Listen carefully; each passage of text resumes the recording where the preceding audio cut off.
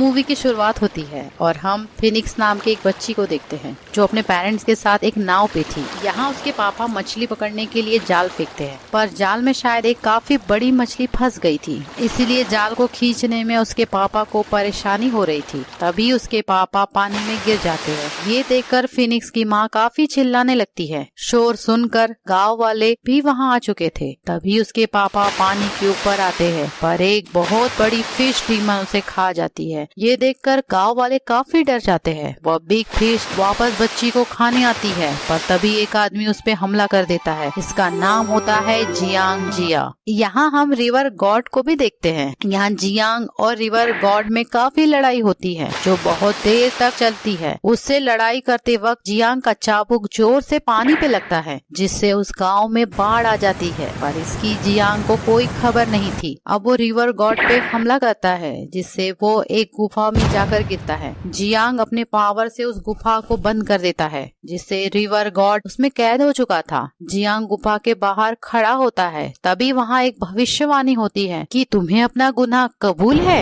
इससे पहले कि वो कुछ समझ पाता, उसके पहले ही उसके शरीर पे बिजलियाँ गिरने लगती है और एक आवाज आती है कि तुमने अपने फायदे और जीत के लिए मासूम लोगों की जान ली है, जिसके लिए तुम्हें माफ नहीं किया जा सकता। अब अगले 15 साल तक तुम पर ऐसे ही बिजली गिरेगी। अब तुमसे अमरता का वरदान और पावर छीना जाता है। अब से तुम एक आम आदमी बनकर जिंदगी गुजारोगे। वह बोलता है कि आखिर मैंने किया क्या है? मैं तुम्हारे इस फैसले से सहमत नहीं हूँ। तभी उसके दोनों हाथ बांध दिए जाते हैं। अब इस घटना को 15 साल गुजर चुके थे। हम फिनिक्स को देखते हैं जो अब बड़ी हो चुकी थी। ये वही लड़की है जिसकी जियांग ने बचपन में जान बचाई थी। फिनिक्स उसी पहाड़ी पे एक फल तोड़ने आई थी। तभी आसमान से एक आग का गोला उस पहाड़ी पे आकर गिरता है। फिनिक्स नीचे जाकर देखती है, यहाँ जियांग घायल अवस्था में पड़ा था, इसीलिए फिनिक्स उसे अपने घर ले जाती है। दूसरी तरफ हम रॉकी और उसके दोस्तों को देखते हैं। रॉकी फिनिक्स से प्यार करता था और दिन में 3 बार उसे देखने आता था। रॉकी और उसके साथी खिड़की से अंदर झांकते हैं। यहाँ फिनिक्स जियांग का इलाज कर रही थी। ये देखकर रॉकी का दिल टूट जाता है और फिनिक्स के जाते ही ये सब अंदर आते हैं और जियांग को उठाने की कोशिश करते हैं और उसे बाहर लेकर आते हैं। रॉकी बोलता है कि मेरी गर्लफ्रेंड को मुझसे छीनने की कोशिश मत करना। मैं तुम्हें वार्निंग दे रहा हूँ, जितने जल्दी हो सके यहाँ से चले जाओ। जियांग कहता है कि मेरा जहाँ मन होगा मैं वहीं रहूंगा। इसलिए वो सब इसे मारने के लिए आगे बढ़ते हैं, पर जियांग कुछ नहीं कर पाता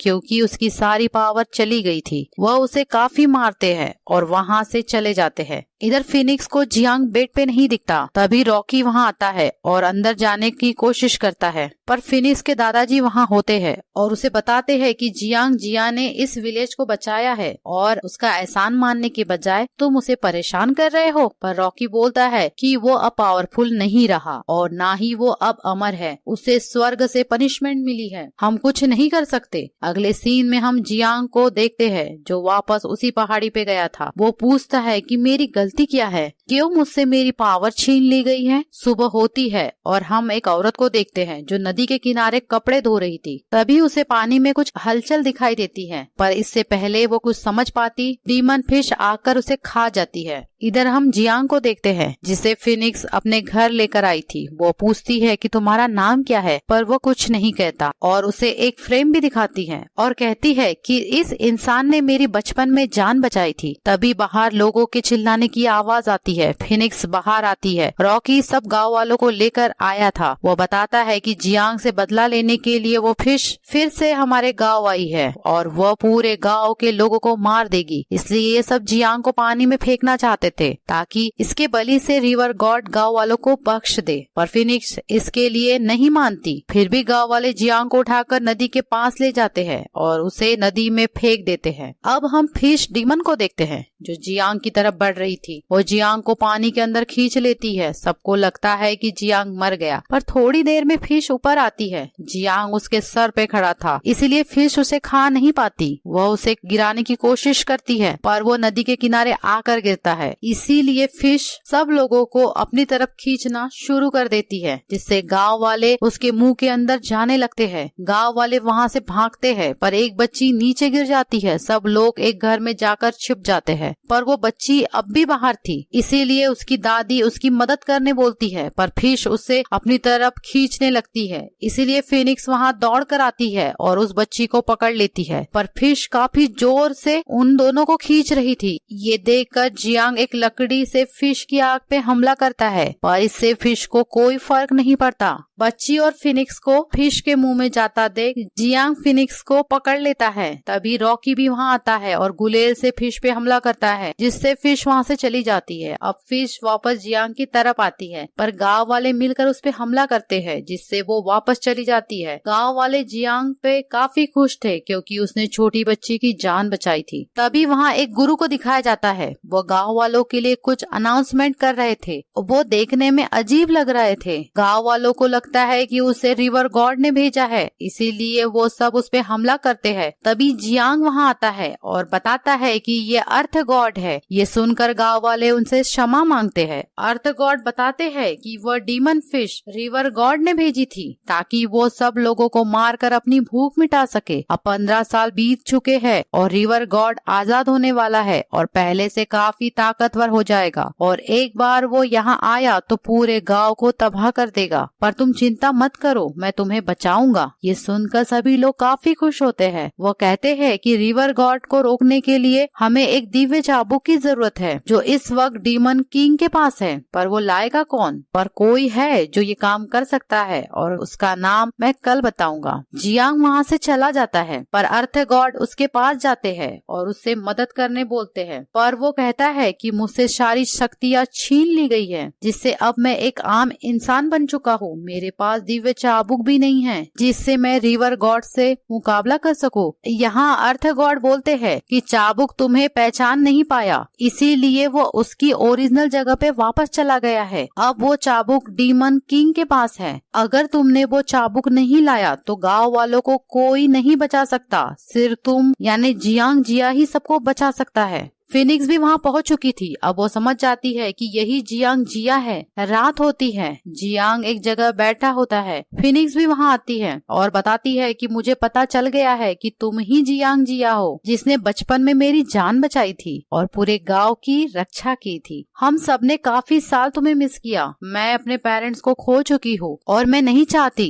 कि बाकी के बच्चे भी अनाथ हो जाए। दूसरी तरफ हम रिवर गॉड को देखते हैं, जो कि एक गुफा में कैद था। फिश गुफा की दीवार को तोड़ रही थी। सुबह होती है, अर्थ गॉड भागकर गांव वालों के पास आते हैं और उन्हें बताते हैं रिवर गॉड जल्दी ही आजाद हो जाएगा, इसलिए हमें जल्दी से चाबुक लाना पड़ेगा। जियांग इसके लिए मान जाता है, इसीलिए अर्थ गॉड एक पोर्टल ओपन करते हैं जिसमें जियांग, फिनिक्स और रॉकी तीनों जाते हैं। ये एक अलग ही दुनिया में पहुंच चुके थे। तभी वहां उन्हें डीमन किंग दिखाई देता है। उसे देखकर रॉकी काफी डर जाता है और उस पे गुलेल से हमला करता है। ये देखकर डीमन किंग को काफी गुस्सा आता है। ये तीनों वहाँ से भागते हैं। डीमन किंग भी इनके पीछे जाता है। अब डीमन किंग जियांग को मारने ही वाला था कि जियांग जादू से एक सुरक्षा कवच बनाता है जिससे डीमन उन्हें देख नहीं पाता, पर ये जादू थोड़े समय के लिए ही काम करता था, इसीलिए ये वहाँ से भागते हैं। डीमन किंग ने इन्हें देख लिया था, इसीलिए वो जियांग पे हमला करता है, जिससे जियांग बेहोश हो जाता है। फिनिक्स उसे उठाने की कोशिश करती है पर वो नहीं उठता। तभी वहाँ एक दिव्य स्त्री आती है। ये बिल्कुल फिनिक्स जैसी दिख रही थी। उसे देखकर ये चौंक जाते हैं। वो पूछती है कि क्या तुम जियांग को बचाना चाहते हो? फिनिक्स हाँ बोलती है। वह कहती है इसे बचाने के लिए तुम्हें अपना खून उसे देना होगा।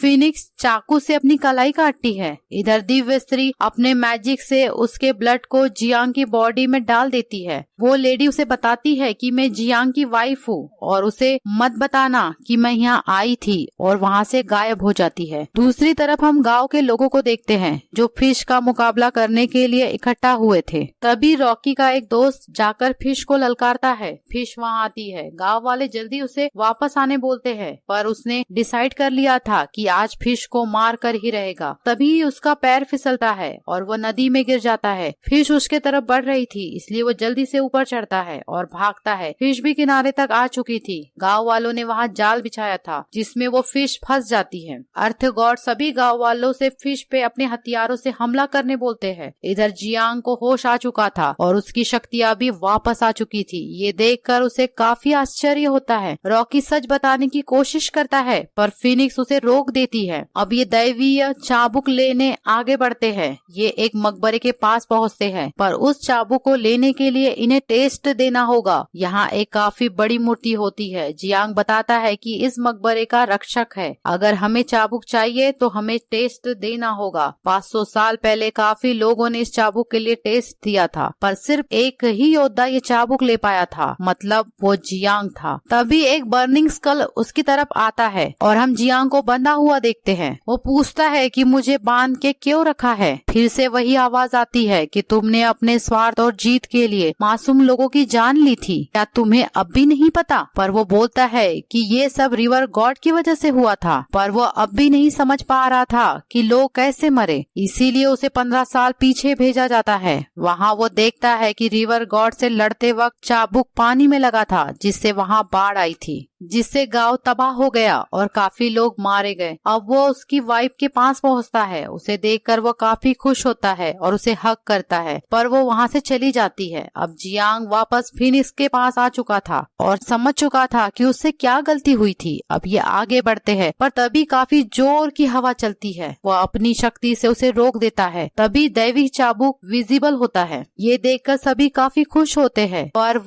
वो बर्निंग स्कल फिर से दिखाई देता है और कहता है कि अब तुम्हारा सबसे बड़ा इम्तिहान है, या तो तुम्हें इस बेल्ट और अमरता को चुनना होगा या फिर गांव वालों को। जियांग बोलता है कि ये कैसा टेस्ट है, चाहे कुछ भी हो जाए मैं इस बेल्ट और अमरता के वरदान के लिए गांव वालों की जान मुसीबत में नहीं डालूंगा। दूसरी तरफ हम रिवर गॉड को देखते हैं जो आजाद हो चुका था और इधर फिश ने भी गांव वालों को काफी घायल कर दिया था। रिवर गॉड उस विलेज में पहुंचता है जहां अर्थ गॉड से उसकी फाइट होती है। अर्थ गॉड घायल हो चुका था। अब जैसे ही वो अर्थ गॉड को खत्म करने आता है हमें जियांग को दिखाया जाता है। उसे देखकर अर्थ गॉड और गांव वाले काफी खुश होते हैं। अर्थ गॉड समझ चुके थे कि जियांग के पास चाबुक नहीं है। यहाँ रिवर गॉड और जियांग में काफी लड़ाई होती है पर रिवर गॉड काफी ताकतवर था और जियांग को पूरी शक्तियाँ नहीं मिली थी। वह घायल हो जाता है। अब वो जियांग पे अपने भाले से हमला करता है पर जियांग को बचाने के लिए फिनिक्स बीच में आ जाती है जिससे भाला उसे लग जाता है और जियांग बोलता है कि तुमने ऐसा क्यों किया? फिनिक्स बोलती है कि 15 साल पहले तुमने मेरी जान बचाई थी तो ये जान तुम्हारी ही है।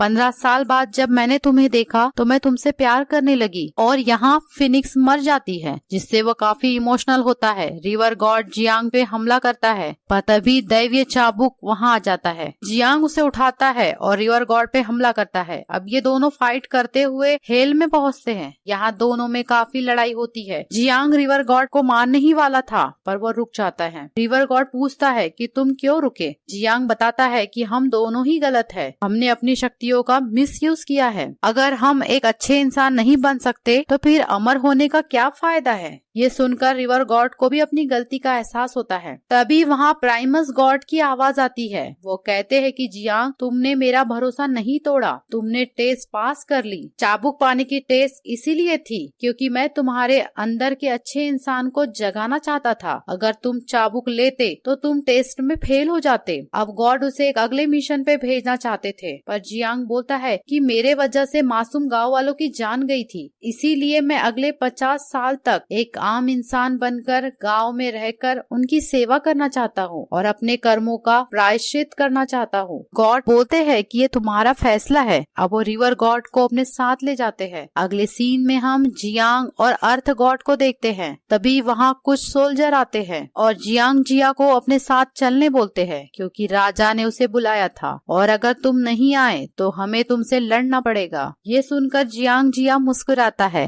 और मूवी यहाँ खत्म होती है।